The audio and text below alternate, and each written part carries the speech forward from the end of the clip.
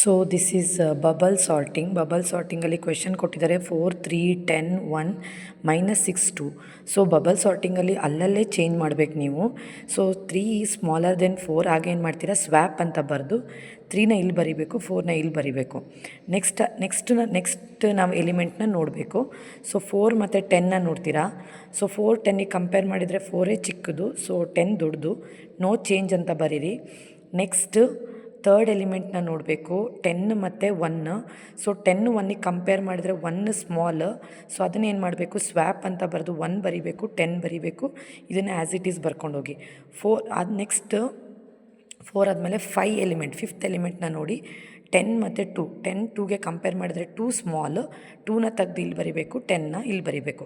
So first step complete ಆಯಿತು. ಹೇಗೆ ಗೊತ್ತಾಯಿತು ಅಂದರೆ, ನಾವು ಎಂಡಿಗೆ ಬರ್ತೀವಿ ಈಗ ಸ್ಟೆಪ್ ಥರ. First element, second element, third, fourth, fifth element, sixth element, ಇಲ್ಲಿವರೆಗೂ ನೋಡಿದಾಗ ಕಂಪ್ಲೀಟ್ ಆಯಿತು ಅಂತ ಫಸ್ಟ್ ಸ್ಟೆಪ್ ಗೊತ್ತಾಗುತ್ತೆ. ಸ್ಟೆಪ್ 2 ಅಂತ ಬರೆದು ನೀಟಾಗಿ ಮತ್ತೊಂದು ಸರಿ ಕ್ವೆಶನ್ನ ಬರ್ಕೋಬೇಕು.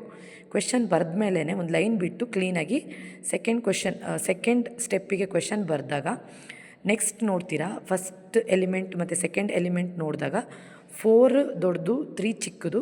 ಸೊ ಅಲ್ಲಿ ನೋ ಚೇಂಜ್ ಅಂತ ಬರೀರಿ. ನೆಕ್ಸ್ಟು ಸೆಕೆಂಡ್ ಎಲಿಮೆಂಟಿಗೆ ಹೋಗಿ ಸೆಕೆಂಡ್ ಮತ್ತು ಥರ್ಡ್ ನೋಡಿ.